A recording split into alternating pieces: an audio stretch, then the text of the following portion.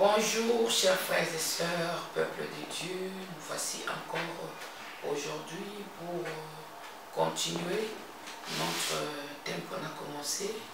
Je vous rappelle que hier, j'avais dit 2025, on va se concentrer sur les mystères de la croix. J'ai dit mystère de la croix, j'ai dit mystère de Christ. Parce que Christ en lui-même, il est un mystère. Pour comprendre le christianisme, il faut voir Christ pas comme un homme, mais Christ comme un esprit divin, autrement dit, Christ comme Dieu. C'est alors que tu pourras entrer dans le mystère divin. L'Ancien Testament en a parlé en long et en large. C'est pourquoi, avant que je parle aujourd'hui de Jésus-Christ, je vais un peu rentrer en arrière pour lire Ésaïe 9.5. On peut nous lire Ésaïe 9.5. Ésaïe 9.5, la Bible nous dit: car un enfant nous est né, un fils nous est donné, et la domination... C'est là que commence le problème. Continue. Et la domination reposera... Et la domination reposera sur lui. Donc aujourd'hui, nous connaissons une chose, que ce que Ésaïe avait prophétisé, c'est nous qui en sommes bénéficiaires. La domination reposera sur lui. Nous continuons. On l'appellera admirable, conseiller, Dieu puissant, Père éternel, Prince de la paix. Amen. Vous savez, la première des choses, comme je viens de le dire, on dit la domination reposera sur lui. Et quand je parle de la domination reposera sur lui, aujourd'hui beaucoup de gens se disent, est-ce que Christ existe seulement? Il y a d'autres qui vont vers le satanisme, il y a d'autres qui vont vers l'occultisme, il y a d'autres qui disent non, nous sommes neutres, il y a d'autres qui disent non, Jésus n'est pas venu pour nous, nous sommes les islams. Et laisse-moi vous dire,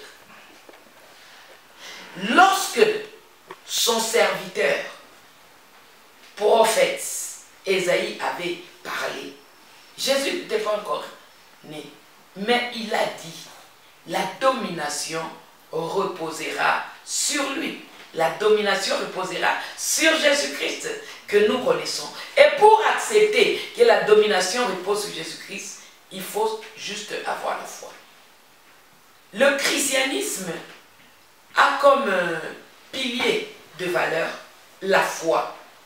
Parce que pour que nous croyions en tout ce qui est écrit dans la Bible, il faut d'abord que nous commençons par la foi. Pour croire à la croix, il faut d'abord que nous commençons par la foi. Parce que laisse-moi te dire, même aujourd'hui, il y a des gens qui n'ont pas cru que Jésus était mort et ressuscité. On a parlé, c'est Jésus-là, c'était un imposteur. C'est Jésus-là, non, on a volé son corps. C'est Jésus-là. Mais pour nous, pour que nous puissions être chrétiens, ce qui est essentiel pour nous, c'est la foi. D'abord, croire en son message. Quel message? Le message du christianisme. Que Christ est né et sur lui reposent les dominations. Alléluia.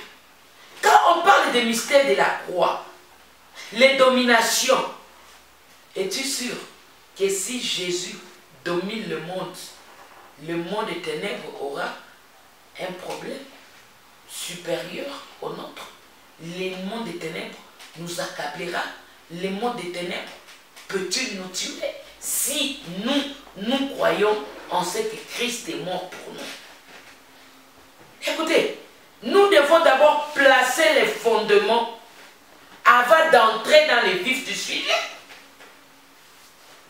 Il dit, on l'appellera admirable, conseiller, Dieu puissant. Alléluia. Et aujourd'hui, il y a même des gens qui se disent, oh Jésus, comment vous prenez Jésus comme Dieu? Les prophéties ont été données. Il est le Dieu puissant. Et là, quand vous regardez, c'est le Dieu avec grand D. Il est le Dieu puissant. Parce que lui-même est Dieu. Lui-même est Dieu.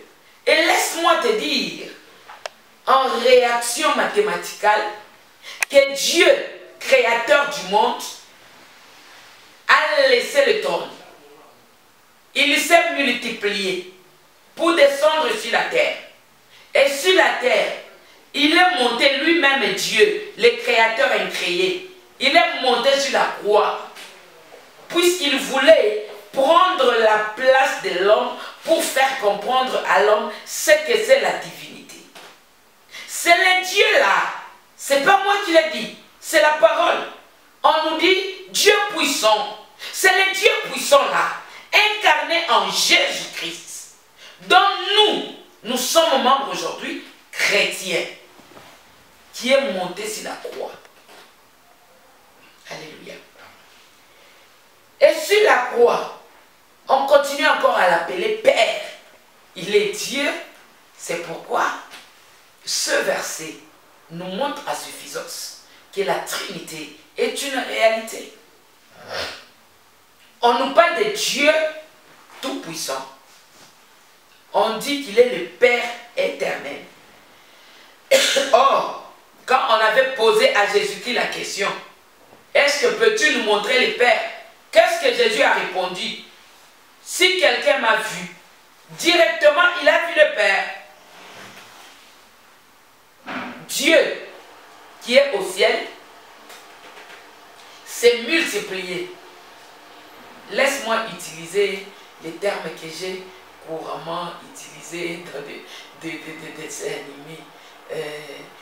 Dieu s'est multiplié pour être Dieu au ciel, pour être Dieu à la terre, pour être aujourd'hui Dieu le Saint-Esprit. Donc c'est le même Dieu. Et les écrits témoignent. On nous dit qu'il est le Père éternel. Il est Père et il est Fils. Ce verset est largement suffisant pour décrire la Trinité. Il dit Dieu puissant. On nous dit Père éternel. On nous dit Prince de la paix. Donc le même qui est Père, le même est Fils. Melchisedec, c'était le roi Salem, le roi de la paix. Quand on a parlé de lui comme roi de la paix, il a fait son travail, son œuvre, comme l'a dit le Père. Et lui, Jésus, quand il est venu, on l'a aussi nommé le prince de paix. Or, Melchisedec a été appelé Père de paix. Jésus, prince de paix. Melchisedec était l'image des dieux vivants. Ici, on nous dit Jésus est le Dieu puissant. Il est Dieu puissant. Il est Père éternel. Il est prince. Le prince, c'est qui? C'est le fils du roi. Quand on a dit Melchisedec est roi de la paix, et on dit Jésus, c'est le prince de paix, c'est-à-dire Jésus est Dieu, et Melchisedec est Dieu. Dieu peut être Père, Fils, et aujourd'hui, moi et toi, nous le recevons en nous comme le Saint-Esprit. Le Saint-Esprit, c'est la forme divine de Dieu incarnée dans l'homme. Alléluia. La forme divine de Dieu incarnée en l'homme, c'est là qu'on appelle le Saint-Esprit. Et tout ça, comment est-ce qu'on peut faire le premier pas? On ne peut pas faire le premier pas sans pour autant passer par la foi. Soyez bénis, peuple de Dieu. C'est alors que nous allons commencer par notre premier point dans cette grande année qui nous parle de la croix de Jésus-Christ, du mystère de la croix. Nous commençons par la foi comme gardienne des valeurs chrétiennes. Il faut passer par la foi. Nous allons lire, la Bible dit, est-ce que trouveront-on de la foi lorsque je reviendrai? J'étais en train de te poser la question, s'il trouvera encore de la foi sur la terre lorsqu'il reviendra. Parce qu'aujourd'hui, tu vas aller aux États-Unis, tu trouves les sataniques qui sont en train d'invoquer un Dieu et ils font même un culte des Satans. Donc leur Satan là est devenu comme un Dieu. Ah, laisse-moi vous dire, c'est une réalité. C'est pourquoi Jésus avait dit, trouvera-t-il de la foi? Aujourd'hui, il y a les occultistes, les francs-maçons, tout un tas de choses là, je ne sais même pas en citer, les croix, les croix roses, des trucs comme ça. Moi, c'est pas là parce que c'est pas mon domaine, ça. Moi, je suis chrétien, c'est pas mon domaine. Mais il y en a tels, ceux qui sont dans ce monde-là, ils en connaissent beaucoup là. C'est pourquoi Jésus avait-il demandé, trouvera-t-on de la foi? Trouvera-t-il la foi sur la terre lorsque Jésus viendra? Mais laisse-moi vous dire, les églises pilules, il y a beaucoup d'églises. Mais toutes les églises ne sont pas de Dieu. Et je ne cesserai de les répéter. Dieu, dans son infime bonté, il m'a parlé, il m'a dit, sur 100% des églises que vous voyez, 10 seulement sont de moi. Et le 90 autres ne sont pas de moi. Peuple de Dieu, sachez que Satan s'est introduit dans l'église. Non, il ne s'est pas introduit dans l'église. L'église s'est prostituée. L'église s'est prostituée. Tu trouves que l'église du Christ, mais en réalité, c'est Satan qui est à la chair. Nous allons lire Hébreux 11, verset 5. Avant cela, lisons Hébreux 11, verset 5. Et puis, nous allons lire aussi Genèse 5, 23 et 24. Nous lisons dans les livres de Hébreux 11, verset 5, la Bible nous dit: c'est par la foi qu'Enoch fut enlevé. Ouais, aujourd'hui, on te dit qu'Enoch était enlevé. Moi et toi, on n'a jamais vu Enoch enlevé. Donc, si nous pouvons croire en quelque chose dans la Bible, c'est en passant par la foi. Sans la foi, il n'existe pas de christianisme. Sans la foi, il n'existe pas de Christ. Sans la foi, il n'existe pas de Dieu. Donc, c'est par la foi qu'Enoch fut enlevé. Oui. Pour qu'il ne vit point la mort et qu'il ne périsse plus, parce que Dieu l'avait enlevé. Alléluia. Nous savons que nous tous, nous sommes appelés à mourir. Mais Dieu, il a dit que nous vivons pour un temps et après nous mourrons. Mais le même Dieu, il prévoit aussi qu'il peut y avoir des gens qui aillent au ciel sans pour autant passer par la mort. Et c'est le cas de Enoch, c'est le cas de Élie. Donc, il n'a pas connu la mort, il est parti. Et Jésus, il a connu la mort, mais il est ressuscité des morts pour aller au ciel vivant et que les gens l'ont vu. Donc, je veux vous dire que la foi, c'est le gardien de notre vie chrétienne. On continue.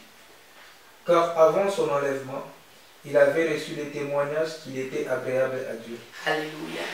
Vous savez, tout ce qui est bon pour nous, c'est que pour être agréable à notre Seigneur, il faut entrer dans sa volonté. Satan était en train de circuler sur la terre. Il va au ciel. Il dit, je viens de faire un tour sur la terre. Il lui dit, est-ce que tu as vu mon serviteur Job? Qu'est-ce qui a caractérisé Job? Job était un homme intègre. Regarde-moi maintenant aujourd'hui.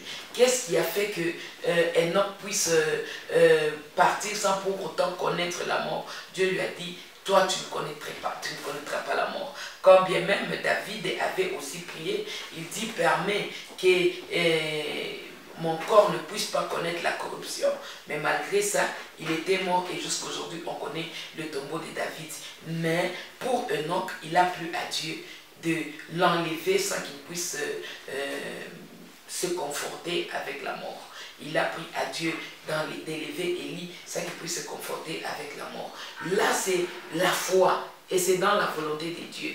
Donc, si tu dois croire en Dieu, il faut d'abord que tu commences à croire en des choses irréalistes. C'est pourquoi moi j'ai dit, nous allons parler des mystères du Christ. Mystère, donc, bouloge boamou, quelque chose qui nous dépasse, quelque chose qui dépasse notre entendement, quelque chose qu'on ne sait pas expliquer. Parce qu'en réalité, la croix de Jésus est difficile à être expliquée. Quelqu'un qu'on a vu mourir, enterré, des gens dit, on l'a vu encore en train de monter dans les airs pour aller au ciel. Donc, pour croire, ce sont les mystères. On continue. Verset 6. Or, sans la foi, il est impossible de lui être agréable. Alléluia. Donc, lui, il a été agréable à Dieu parce qu'il avait la foi. Je veux te dire aujourd'hui, tu peux être un bon chrétien. Tu peux prier. Tu peux faire des veillées. Tu peux dire tout ce que tu veux là. Mais sache que sans la foi, tu ne peux pas être agréable à Dieu. Tu peux être agréable à Dieu. Même ce que tu ne vois pas, tu y crois. Nous, on n'a pas vu Jésus monter au ciel, mais on croit. Et par cette croyance, nous voyons des miracles s'opérer. Aujourd'hui, j'ai toujours dit, tu imposes la main et les esprits se manifestent. Quel mystère pour que les esprits se manifestent. Quelle formule? On ne connaît pas des formules, mais on impose la main. Les esprits, où qu'ils sont, ils sentent qu'il y a une main qui est imposée, il y a un Dieu qui est en train d'agir et ils commencent à s'agiter. Écoutez, je vous dis, sans la foi, on ne peut pas être agréable à Dieu. C'est pourquoi nous commençons notre premier point comme la foi gardienne des valeurs chrétiennes. On peut lire dans Genèse 5, 23. Nous lisons dans le livre de Genèse 5, 23, 24. La Bible nous dit: tous les jours d'Enoch furent de 365 ans. 24. Enoch marcha avec Dieu. Enoch a vieilli plus de 300 ans. Il a été agréable à Dieu. Aujourd'hui, si nous voyons sur les réseaux sociaux quelqu'un de 5 et quelques années, on le publie partout. Il a 5 et quelques années. Ces gens-là, ils vivaient plus des années parce qu'ils avaient la foi en Dieu. Et quand on a la foi, on ne vieillit pas. Quand on a la foi, on prospère. Quand on a la foi, toute chose est en train d'être renouvelée, comme la Bible dit. Il renouvelle sa bonté chaque matin en nous. Il renouvelle sa bonté, notre santé, notre énergie, notre force, tout est renouvelé. 24. 24. Enoch marcha avec Dieu. Alléluia. Oui, il ne fut plus. Il marcha avec Dieu. Laisse-moi remplacer le nom de Dieu par Jésus. Parce que je viens de démontrer au début que Jésus est Dieu. Dieu le Père, Dieu le Fils. Donc Enoch marcha avec Jésus. Enoch a marché avec Jésus. Toute sa vie. Il a été agréable à Dieu. Enoch a fait ce que Jésus nous a recommandé. Parce que, étant donné que Dieu et Jésus font un, c'est-à-dire que Dieu et Jésus étaient en une seule personne. Et c'est alors que je te dirais que Jésus a pu dire que Enoch a fait la volonté de Dieu, de Jésus, tel qu'il nous est écrit dans la prière que Jésus nous a laissée. Que ta volonté soit faite. Donc quelqu'un qui fait la volonté de Dieu, sache qu'il verra les miracles et les mystères de Dieu dans sa vie. Nous continuons. Puis il ne fut plus, parce que Dieu le prit. Amen. Nous sommes en train de prier pour arracher la couronne incorruptible. Comme l'a dit Paul. Il dit, nous ne sommes pas comme les autres qui sont en train de courir sur les terrains pour arracher une couronne corruptible. Mais nous sommes en train de courir pour arracher une couronne incorruptible. Lui, il a couru. Il a battu le bon combat. Et il a arraché la couronne incorruptible. C'est pourquoi Dieu l'a pris. Et Enoch est parti pour la gloire de l'Éternel. Amen. Nous chutons par Romains 3, verset 8. Nous lisons Romains 3, verset 8. La Bible nous dit: et pourquoi ne ferions-nous pas le mal, afin qu'il n'arrive du bien? comme quelques-uns qui nous ont calomniés. Comme quelques-uns qui nous ont calomniés, prétendant que nous le disons. La condamnation de ces gens est juste. Alléluia. En tant qu'enfants de Dieu, nous marchons dans la foi. Et notre bénédiction attire beaucoup de critiques. Dieu aime les enfants qui marchent selon sa volonté. Beaucoup de chrétiens se privent de nourriture. Beaucoup de chrétiens se privent de sommeil.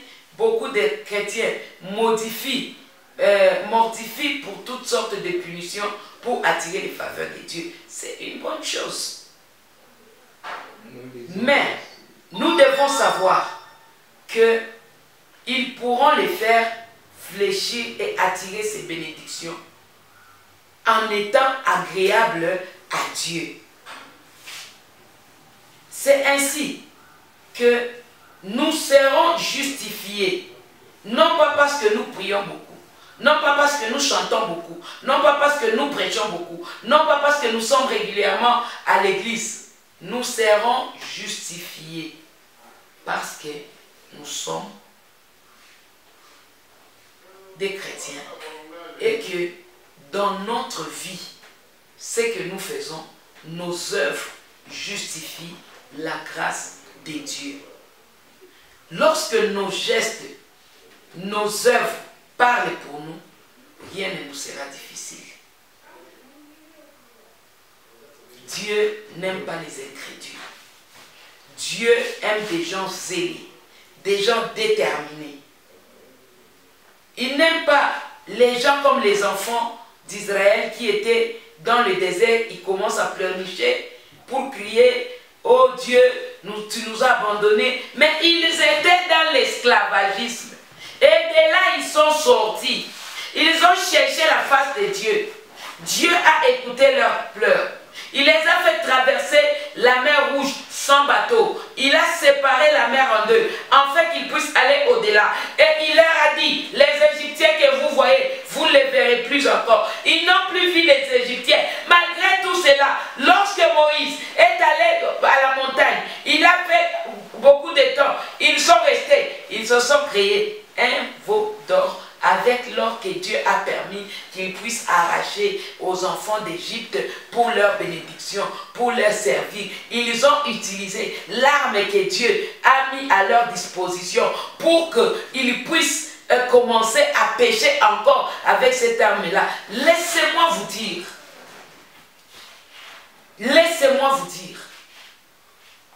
lorsque nous servons Dieu, nous nous attendons aussi à ce que la rétribution puisse être notre partage. Nous n'allons pas faire le mal pour nous justifier. C'est pourquoi, si vous lisez bien ce verset, vous allez retomber dans ce que Jésus a dit. Quand on te tape à la joue gauche, donne aussi la droite. Et c'est comme ça. Parce que ce n'est pas nous qui allons nous justifier. C'est lui qui nous justifiera, ce Christ. Il justifia nos œuvres. Et toi, tel que tu es là, qu'est-ce qui te justifie devant Dieu? Je veux bien que tu fasses un examen de conscience et que tu regardes qu'est-ce qui te justifie devant Dieu.